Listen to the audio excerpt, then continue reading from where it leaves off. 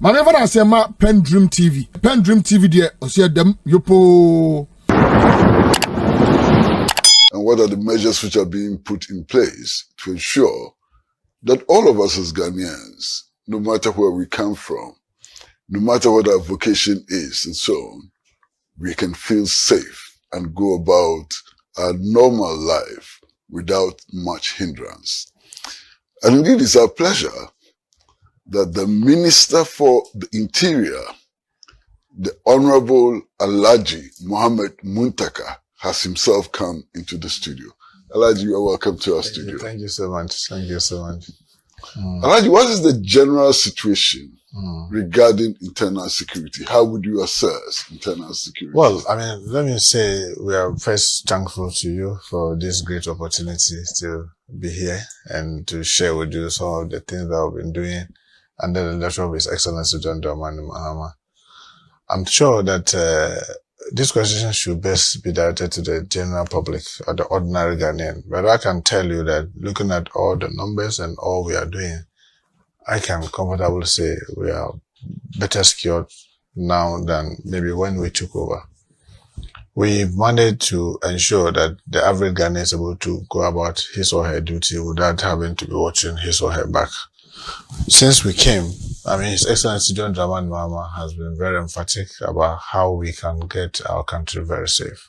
So the retooling, which we started, and you know, sometimes the difficulty in trying to get the security people to work together, we've been able to scale that and get them to working very, very closely, maybe better than ever before. Because as you know, I mean, I supervise the national security also, so I have the National Signal Bureau with me. I have the back BNI. I have the National Security Secretariat itself, the research. That used to sit as a different ministry. Then you have the police, the immigration, the prison, the fire, also like sitting in a different ministry.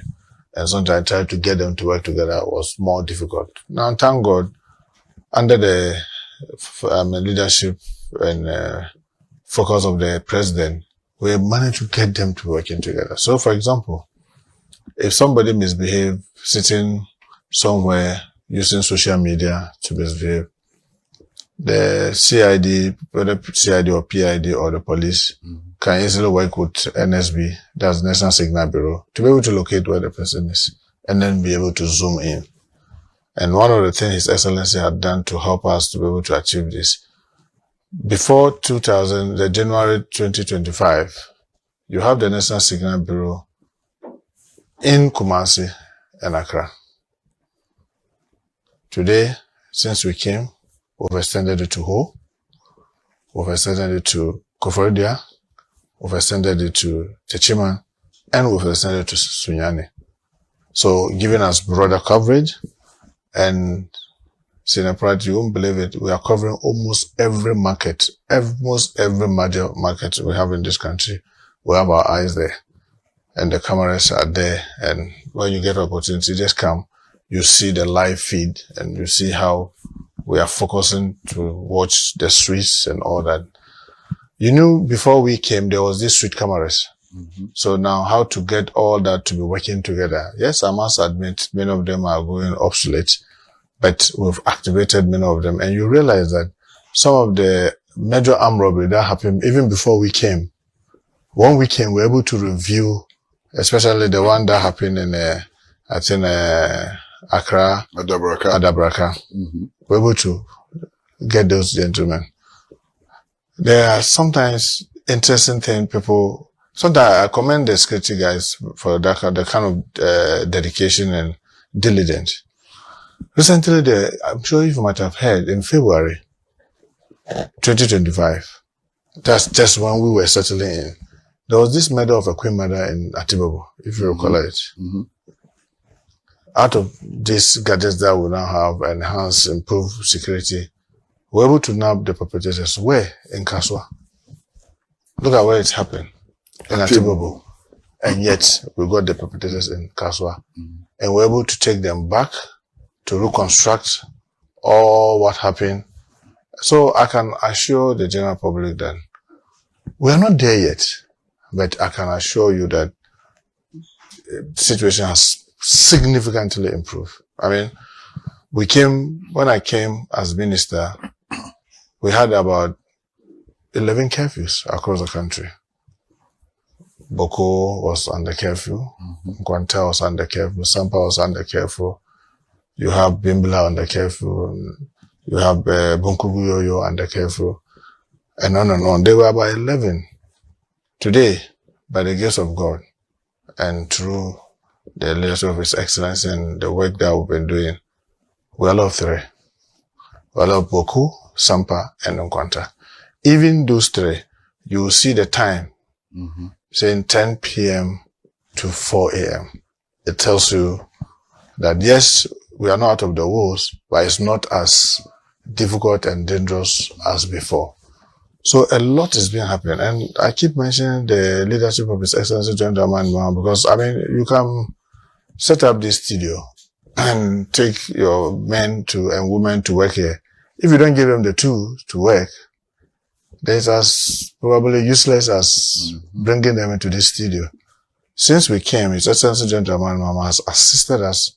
I mean, we've got about 50 armored vehicles for the police.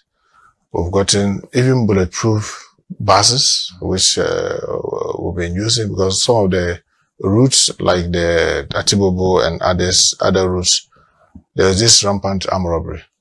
So we had to use armored buses that will brand. So today we'll brand it STC, and then we'll pretend to apply on the road, and then yet they come and then we get them. Yeah. So with that, you will see that we are making most of the routes that there were high armed robbery cases going down because of these bulletproof buses that we are using. Pickups. Most of our security agencies had lacked basic tools, like even pickups, simple pickups. And since we came, 2025, 2026, so far, we've distributed over 200 pickups to the security agencies through the help of His Excellency John Dramani Mahama. So you can see that the retooling is on. As we and I are speaking, we've gotten the financial clearance and we started the process of procuring fire tenders. Because, Senator Pratt, you won't believe it, the newest fire tender we have now was procured in 2014. 2014? When President Mahama was there. 2014. And you know how the fire tenders work.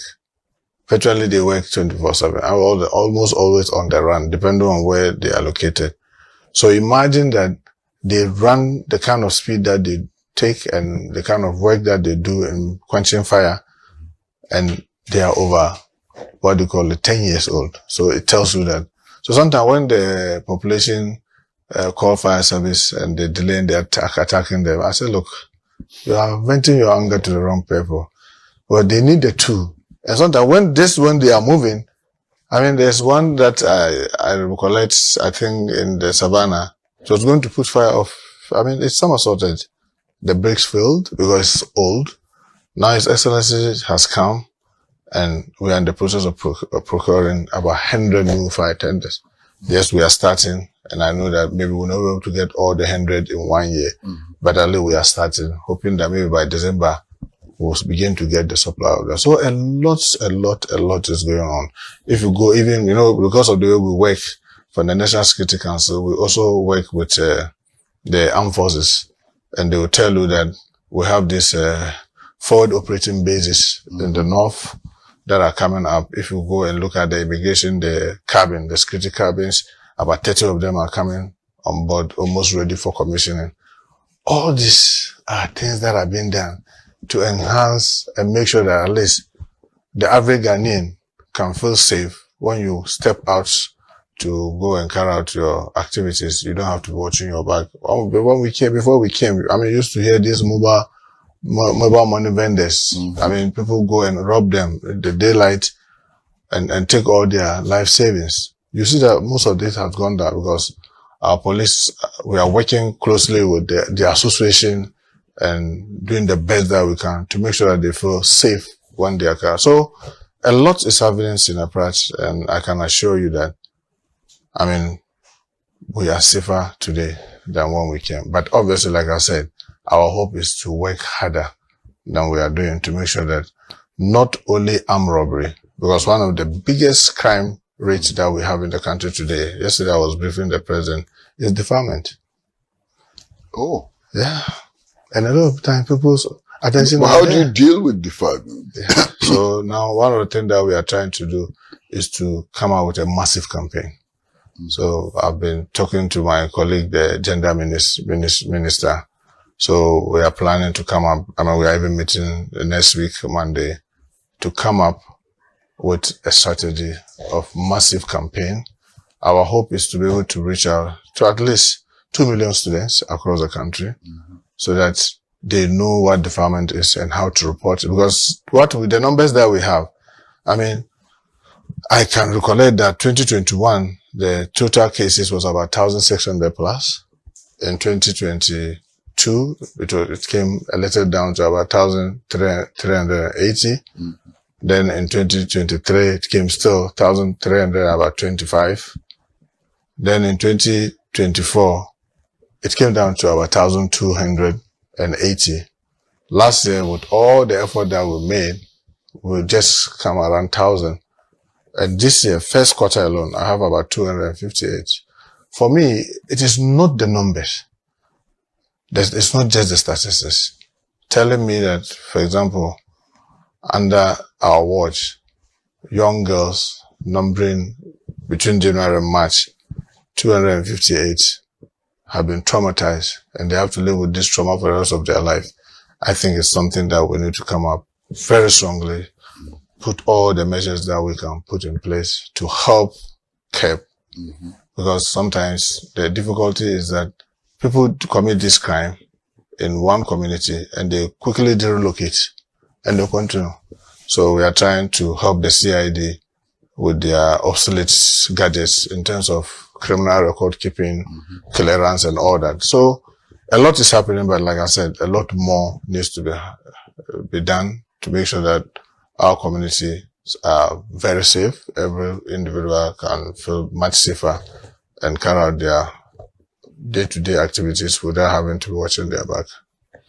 Honorable, you've spoken about retooling, but what about the welfare issues, the welfare of the people who work for national security in the broader sense? Yeah. Like you go to Nima police station and you see the state of accommodation and so on. What is being done about the welfare of the men and women who work under your ministry? You are perfectly right. One of the major challenges that I keep telling people is that you can't have the security people trying to protect us when they themselves are not protected.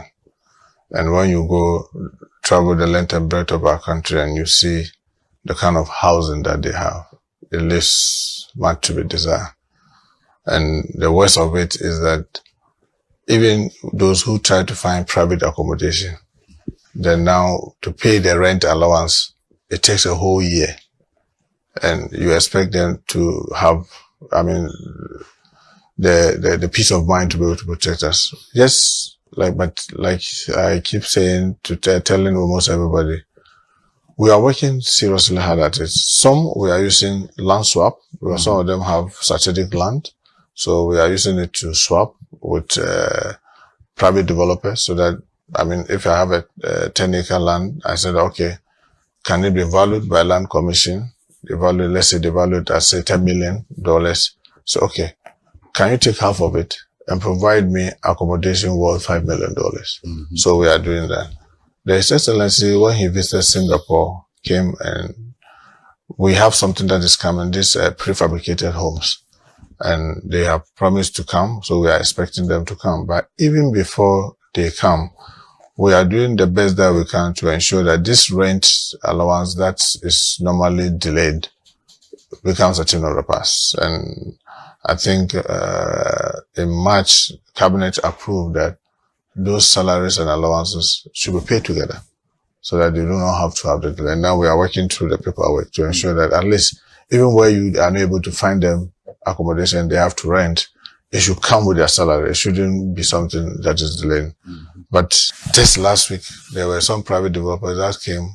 The IGP brought them to my office and they came with some kind of juicy arrangement where government is not going to put a dime.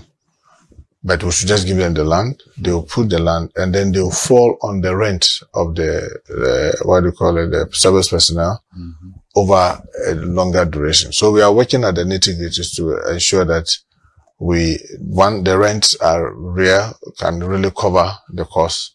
And if it means we have to do other things, then we have to find a way of covering up, because they will hold it for, like, say, they were suggesting about 20 years, and then they'll hand over the buildings to us. So we are looking at those proposals. And aside that, welfare, rightly, it's not just only about the housing. Even when they are sick, where do they go? And I came to inherit a situation where, for example, fire officers, I thought that was the most pathetic thing that I could imagine. When a fire officer goes to the site, I mean, because of the kind of fire, the gas and all the things that they go through, when you get injured on the line of duty, you have to treat yourself. When you are done, you now bring the bill, and then the chief will forward it to the Minister of Interior, and the Minister of Interior will now forward it to Finance. So somebody who on the line of duty get injured have to find more money, borrow probably, to go and treat himself or herself, get well, now submit the bill before it can be paid. I said, what kind of arrangement is this? So when I came, I worked with my brother, Ejenim. Said, look, you are with SIC. What is it that we can do? Because this is very urgent. And graciously, we were able to come out with a package for the fire officers. So now we have a situation when you are injured on the line of duty, at least 50,000 is made available immediately to be able to help you as an insurance. So we've insured all our fire officers. So if you get injured, that is serious, that you have to stay home, then you get 100,000 as insurance. And unfortunately, if the person loses his life on the line of duty, also 100,000. It's small, but it's a good beginning. Yeah, at least and now, it's a beginning. Yes, and now we are trying, now that we've done that of the fire service, and it's almost 9 months, we've seen that it's working well, we now want to extend it to the others. Very importantly, the police hospital. It's supposed to have been one of our national emergency centers. They're like 37. Unfortunately, it started in 2003. The actual construction started in 2006. To my utmost shock, I came to the office to realize that this hospital is still not completed. So, you can't believe it. Sometimes I wonder how we've been running our country. I'm looking for the document, the contract. The ministry cannot find copy. The police cannot find copy. Minister of Finance cannot have copy. Attorney General cannot have copy. I said, go to archive. They went to the archive. The file on International Hospital was empty. And I said, yet the group, a British company, they were insisting on coming to meet me. I said, no, I can't meet these guys when I don't have any information. I don't have any facts about this. I don't have any briefing. How do I meet them? But the more I try to get the document, the more my suspicion rises. So I just stumbled on a letter from Minister of Finance that was talking about something that Crown Agent have done. I mentioned cabinet. Then I said, okay, Chief Director, let's write to cabinet. Now we need any information on this. So when cabinet came, then I realized that in 2015, cabinet approved a forensic audit be done on International Hospital Group, that's the police hospital, which was done. We didn't find the report. But once PwC was mentioned, Price Waterhouse Coopers, yeah. I wrote to them that I needed an official copy, and they brought it. So you won't believe it. When they brought it, Crown Agent was mentioned, so I also wrote to Crown Agent, I need a copy of what they've done. Only to realize that in 2015, PwC had done this forensic. That showed that International Hospital has been overpaid about £40 million more. And therefore, government should take steps to retrieve this man and terminate the contract. So I asked, why was £40 million. Why was this thing not done? So I kept pushing, only to realize that in 2023, the same cabinet again has authorized another forensic audit, which was done by this time Crown agents. And they came to the same conclusion that there's overpayment. In terms of the Crown agent, they are saying that the overpayment is well over 40 million pounds. Then I cited a letter by the finance minister then, Amin Anta, advising the Minister for Interior to take steps to terminate the contract. So I didn't hesitate. I wrote to the Attorney General for advice, and I've since terminated the contract. And I've taken it to Cabinet. Cabinet concurrently approved with the help of the President. The President said, no, we've had enough of this. And Senior Pratt, you won't believe it. In 2003, when President Kufuor was going to start, it was supposed to be a 10-key project. And the total cost was supposed to be 17 million pounds. As at the time that I was terminating, documents that I have authenticated, because the Attorney General is telling me that he wants to believe that the money is far more, but what I have authenticated, paid, was about 57 million pounds. After paying 57 million pounds, the hospital is still not completed.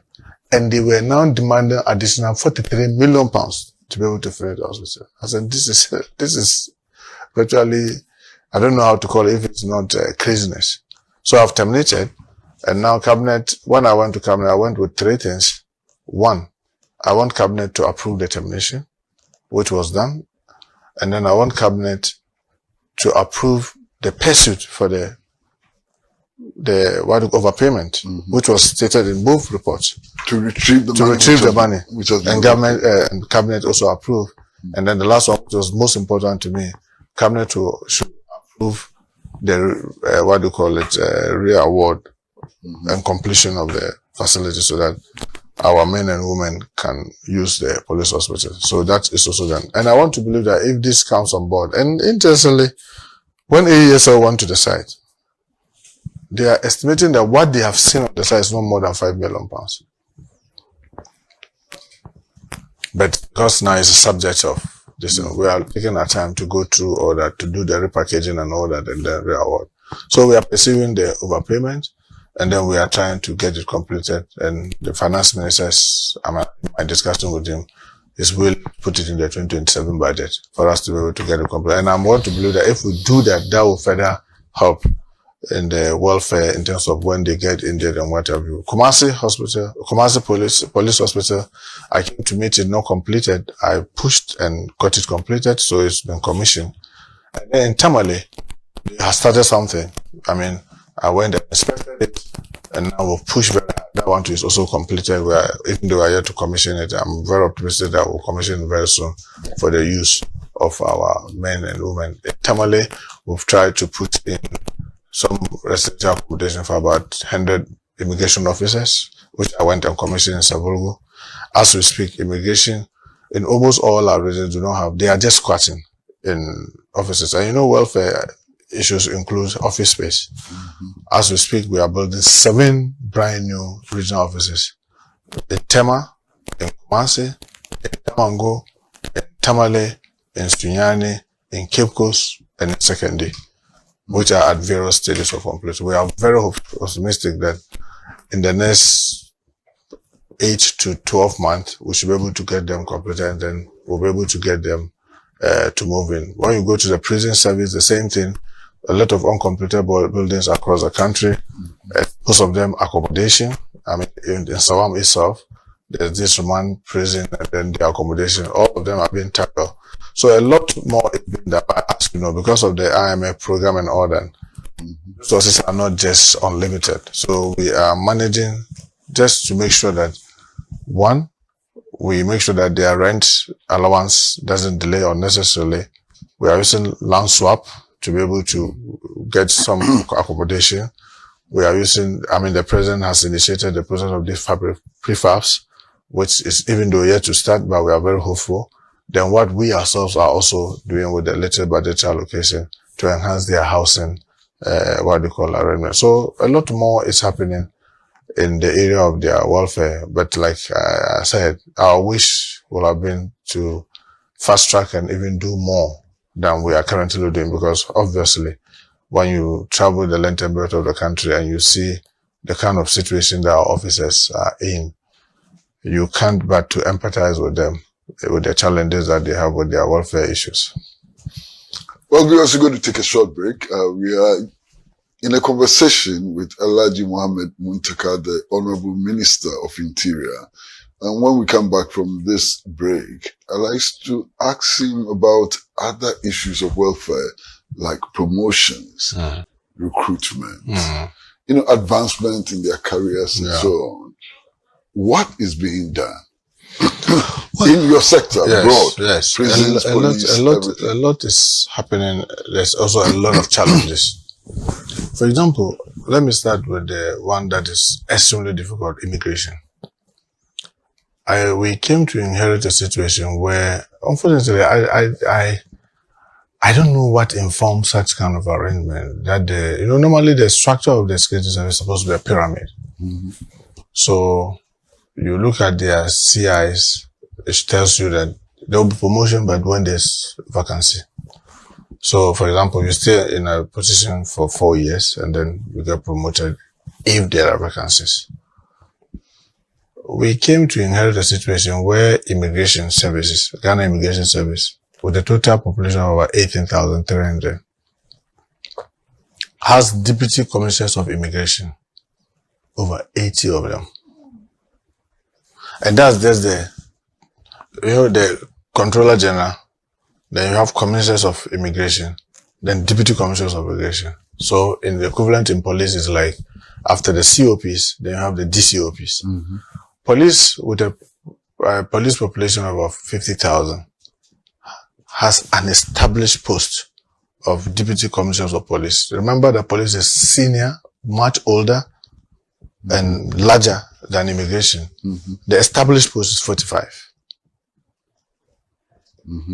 Yet you have immigration. They've not established the position, but the number of deputy commissioners of immigration I have are over 80. I mean, I inherited about 86, which is almost double what I have in the police. And people are there, and after 4 years, they say, promote. I said, no, this is a real difficulty. So currently, I'm talking to the council. We need to find a way. That is the police council. I'm talking about, in this case, Ghana Immigration Council. Okay. How to deal with it. Prisons and fire do not have so much of this distortion. I think in the case of fire, along the line, they managed to get their CIs corrected. So in the case of the prisons and fire, they do not have much of what they call these special promotions. So they do not have much distortion. And I must say that since I came, Prison Council is yet to make significant promotions. Fire has done a number of interviews, but in their case, you don't easily beat seniority. Senior Pratt, the one that is very, very sad is the police. The police, they are, very large numbers. And in the past, I'm told, a lot of distortions. People were sidelined because of how you were talking or being seen as affiliated to one group or the other or party or that. And therefore, a lot of people were left behind. And now we came, and then the current Inspector General of Police, in an attempt to correct that, over 12,000 promotions. And that is also giving me sleepless night because you have to find the money. Apart from even finding the money, some of them are also distorting seniority. And one thing I noticed until I became there, I didn't know how important the shoulder is to the serving officers. It's more important to them than money. And you have a situation where you and somebody came out at the same time. Another person is like 2 or 3 levels ahead of you. I have argued that this notion of promotion every 4 years, so much all of us get promoted, I think it's wrong. We need to find a better way, because I want to believe that you need to make sure that officers have clear-cut rule that shows what you need to do to get promoted. For example, in the army, you know the number of courses, training, and courses that you have to pass to move to the next stage. And they have a situation where if you fail, you don't get promoted. If you fail the second time, the third time, then you retire on it. They'll let you go home. We don't have such in the police. So what you are simply saying is this kind of mass promotion. And now, the biggest elephant in the room currently is the chief inspectors. You know, currently, chief inspectors are going to college. Naturally, just like maybe in the army, when you join other ranks, you know that when you get to WO1, that is your dead end. It has to take something miraculous for you to be able to shift into the officer cadets. In the police, when you graduate as constable, your dead end is chief inspector. And that's the end. But over the years, for whatever reason, they find a way to try and say, okay, can we make a window of opportunity? So those who along the line have improved themselves could jump to the officer level. But in my view, which I'm working at, because currently their CI is under review. Since I came, I've been trying to review it vigorously with the police council. How can we make it so that by the time you get to achievement, you know, if me and Senior Pratt are all constable and we are all going, I can tell that, oh, the way Senior Pratt is doing and the kind of things that he's passing, the kind of exams, the kind of training, definitely he's most likely to get the opportunity to go to college than me. Then all of us just being there, we all just get promoted in mass, and then we get there and everybody just think that I need to go. But what age should we even use? For example, people come to me and say that, oh, can you be of help? I've been an NDC and this, that, but I'm retiring next year. Please help me to go. You are retiring next year. You have about 13 months to go. The training itself is going to take about 6 months. So you go and then to a college. After training for 6 months, you come out, and in about 8 months, you go on retirement. You think that's the best use of the state resources? We need to have all this clearly spelled out so that we all know that if I don't get to chief inspector, say by the age 45, or at say 50, knowing that after college, I still have some 10 years to serve, then I'll lose it. We need to stipulate this thing clearly in the agenda. What is creating the problem now in the services is the lack of, for lack of better say, the arbitrariness. So if you and I were all constable, we all got to chief inspector, as now they say all of us should come and write exams. When we're coming, I came as a driver. You came in probably as a general recruit. Let's assume I went to, I wrote City and Girls, and I entered as a driver. You completed A-level and came in. And through that, you were able to go to school and other things and have a degree and other things. Now, all of us are asked to come and write exams. Is this a fair way of assessing me? Because I came in as a driver. Can we have all these things? But for now, what we have is to say that come and write exams. And 7,000 of them wrote the exams. And we're to take the 700. It took the intervention of His Excellency to say that, look, can you just add 300 and make it 1,000? Even that, the affordability, how to pay.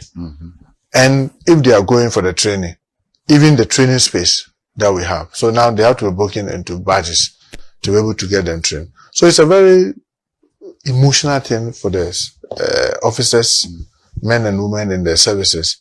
But I must admit, the one that is really a headache is immigration and police. That of fire service and prison is a little more decent, for lack of a better word, except that we need to fine tune all of them. Narcotics control, because their staff are not very large, it's not too much of a difficulty. But if you go to NADMO, they don't even have what they call condition of service. NADMO, that's the situation we inherited.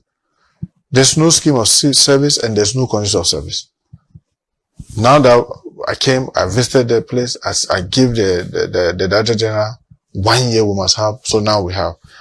National Identification Authority, NIA, didn't have same, now we have. Small arms, Commission of Small Arms and Light Weapon, didn't have, now we have. So we are now putting all these schemes to guide how these things are done. how promotions are done, how you progress to the next level. If you want to go to school, what are the conditions? What are the things that you need to do? But currently, we are still reviewing that of the police, and definitely that of immigration. We need to relook at it, but in a way that does not distort the sensitivities that have happened in the past, because some people were unfairly treated in the past.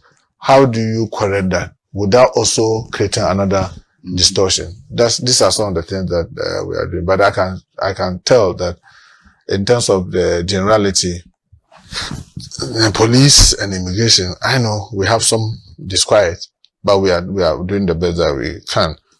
With regards to the new recruits, as you asked, someone says is the biggest, even though my colleagues in education and health are taking the lessons that, the mistake that we made.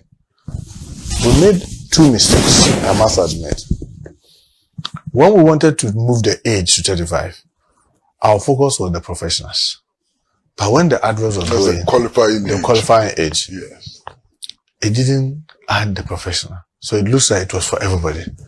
And because of integrity of the ministry, once you've issued it, even if you made mistake, you cannot go and take it back, because people have started buying the form based on the distance. But we were to target the professionals. So now, automatically, it's opening up a lot more space for people to come in. And when we're going, with the service commanders, that's police, immigration, fire, prison, and narcotics, we estimated that, only about 100,000 who want to come in. We opened the portal, and in 1 week, and we had to open the portal. Normally it's open for 1 month. We opened the portal for 1 month, and in 1 week, we have crossed the 100,000. Now I rushed and said, hey, can we pause? I ran to the president, said that, look, hey, it looks like we are going to have a problem in our hand. 1 week, we have over 100,000. That's, but you were selling vouchers. People were buying these vouchers from the post office and the banks. Can you check how many people have bought the vouchers? To go and check, more than 200,000 people have bought the vouchers. So you have to wait for them to upload. As you are waiting for them to upload, others are buying more. So by the time we close the 1 month, applicant. So when we say applicant, those who have applied for police, those who have applied for prison, those who have applied for the 506,000. The Ministry of Finance, rightly so, the economy cannot just take care, because currently the police population itself is 50,000. Which is inadequate. But what you have is 50,000. And now there's 500,000 people who wants to come in. I mean, practically that is impossible. How do we deal with this? But when you look at the unique numbers, and these are two different applicants, 506,000. Unique number, because Muntaka could go in and buy police, and buy fire, and buy immigration. Pratt could have gone in to buy immigration and prisons. So people have bought 2, 3. The unique numbers were 289,000. So that's about 290,000. So even if you are using the unique numbers, you are talking about 290,000. The finance ministry had given us space for 5,000. So the issue is, why did you allow the whole thing to run when you know you have only 5,000? Why did you not just allow just maybe some 20,000 or 30,000 to come in? But if you want to do something, it has to be transparent. Definitely you have to give a time lag. And unfortunately, this is some of the things that happen. Now, where are we? We are done with medicals. Fortunately, His Excellency Gentleman Mahama has instructed that we should keep the data, all of it, so that we'll continue to use the data for many other things, including future recruitments. So currently, we finished the medicals. I'm sure the results of the medicals is coming out next week. Because of the share numbers, those who went to do the medicals were over 100,000. Because of the large numbers, and the medicals, some because of the blood work, but this time we did additional medicals, mental health, because within the services we have a lot of mental issues, and then drug tests. And then, so all this are come, but it's interesting, some of the things that are being revealed, because over 4,000 people got discovered based on drugs. They failed the drug test. I'm told mental, we have over 2,000 people who have also failed due to mental, meaning that all these guys could have gotten into the service and created. It was just last weekend, if you care to, I don't know if you've heard it, a police officer committed suicide using sponge. So we have a lot of mental issues within the service. So we are doing that. So we are very hopeful that, as they said, they will present the report to us next week. We are targeting that, hopefully, by 1st July, we should be able to get them to training. Because once the medical reports are out, we will badge them. We will do the training. Unfortunately, now His Excellency John Dramani Mahama authorized that it should be double. And the finance minister has gone ahead to give us the authorization to double the number. So we are moving from the 5,000 to 10,000. At least that will help. So we'll do the training in badges. So those who will pass will send messages, and then we'll badge it, and then try and see how far we can go with the training. So in the nutshell, this is what we are doing with both the recruitment and the promotions. Well, we're going to take another break, short break. And when we come back, Honorable, I'd like to know, the security services are being accused of just arresting people by heart. In fact, the claim is that your government is stifling the freedom of expression. What is your response when we come back? Short break. We are in conversation with the Honorable Muntaka, Minister of Interior. Now, Honorable, the opposition says that the security services are just arresting their members for no reason. That there's a state of fear. The culture of silence is coming back, and so on. What is your response? No, obviously. Senior Pratt, you've been in this country and you've been in this politics and the struggle for press freedom and free speech. Not today. Even when those in authority were using guns. And if I don't remember anything, I remember during President Kufuor, where you had to go and take that one shot. When you had to go and take that one shot at Hotel de Wawa. Obviously, what they are talking about cannot be the facts. I am an ardent Democrat. I mean, believe me, looking at where I was born, Ababu in Kumasi, I mean, it's almost a semi-slump. If not democracy, I couldn't have dreamt of even being where I am. So, I know the value of democracy. I've had the great privilege to serve my people for over 2 decades. I'll be the last to say that people should be gagged. But we all know, you cannot just be allowed to incite. You cannot just be allowed to just say anything. Are we all assuming that, I don't know whether you saw a lady who was, unprintable things about the President Mahama. The one who was saying that she was going to kill the president. Yes. So you expect us to just say, oh, that's free speech. Then that would be madness.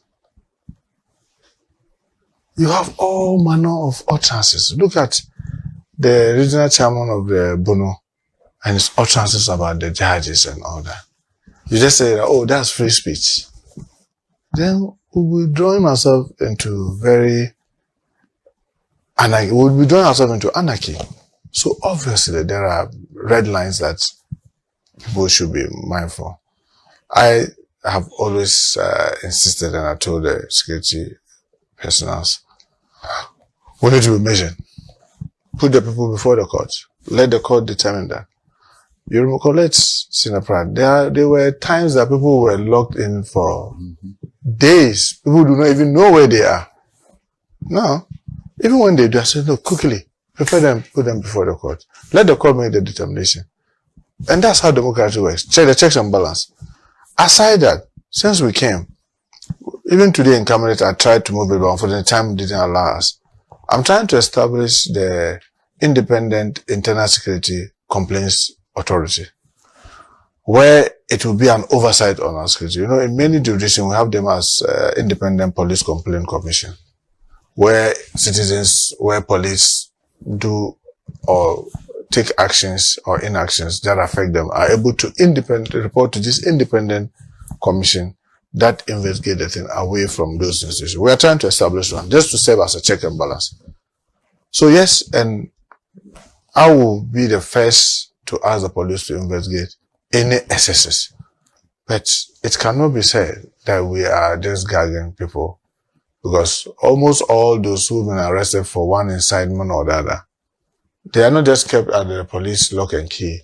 They are brought, and we'll make sure that within the 48 hours available for the police to prepare them, present them before the court. The security agency will do that, just to be able to show that we do not draw our country into a very acrimonious kind of exchange. Because if I decide to just mount the camera and say all manner of things against you, Pratt, tomorrow you also do same. You have followers, I have, and then before we realize, we'll be drawing the country into a very serious insecure position.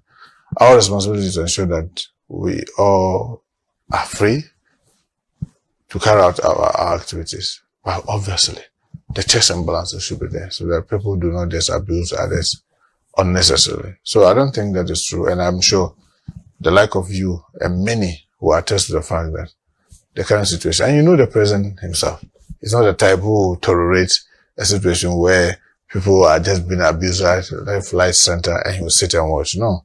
But obviously, when you present the people before the courts, and the court sees the gravity of what you are and say they go into a remand. Who am I as an interim just come and say that even when the court says you should go for a remand, they should let you go home? That is the situation there, but I don't think it is true that we are doing everything to prevent people from freely speaking. I'm going to ask you two questions. I was hesitating because you may not know, but just let me try. Under what circumstances, for example, was Abronye sent for remand in BNI cells instead of police or prison cells? Do you know? Well, the difficulty that we have is space. Currently, as we speak, we are trying to build a holding place for the CID. It's something that has been on the drawing board for a very long period of time. And, Senator, you can cross-check. I want you to independently check this. The CID at the national level is supposed to have a holding place. So that sometimes when things like this happen, you can send them there. But because we do not have that holding place, most of the time, when they take people to court and the court says that, okay, we ask them to be remanded under your care, we have to go beg Nima police station to put them there. Or fall on immigration if their holding place is a bit decongested, or the BNI. So when they have a congested situation, because they've been asked to keep you. If it has been said prison, then that one they will hand you over to the prison. But they say, I should keep you. But I don't have space. I have to look for who can assist me, who has space, so that I can send you there. And it's been happening. Most of the time, the BNI, they have a better holding place. And it's interesting. It's more decent than it's more decent. It's more decent than the Nima police. That's why sometimes, I mean, and I must also admit, Senator Pratt, I mean, you can find out from the IGP independently, or Lydia, the Director General CID, or Kipo, the BNI Director, or Razak, the National Security Coordinator, as their minister or supervising minister. I try not to be involved in the nitty-gritty.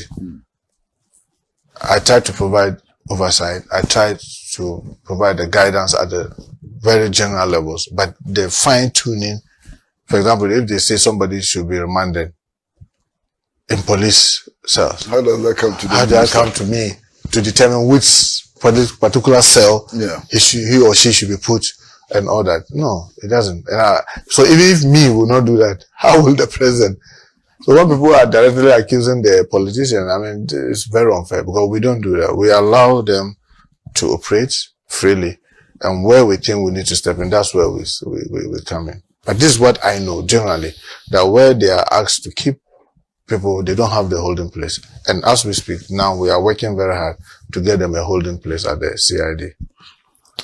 One of the issues which has been flogged, for more than 1 week is the claim that somebody alleged that Dumso is back and was arrested. Of course. Do you know anything about No, this? not at all. And I'll be very happy to be told who claims that there's Dumso and say because there's Dumso and then that person is arrested. Where? They should provide all those evidence. You see, one of the things, like I sat here, we've been doing the past 1 hour. We've talked about so many things. Yeah. So I live here and then I get accosted that you asked me about the cells, and because I answered about the cells, that's why I'm being arrested.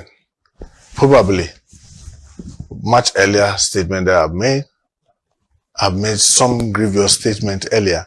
Now I choose to determine under which one I was arrested. That may be unfair. How will you just say that because you said Dumso is back, so you get arrested? That cannot be true.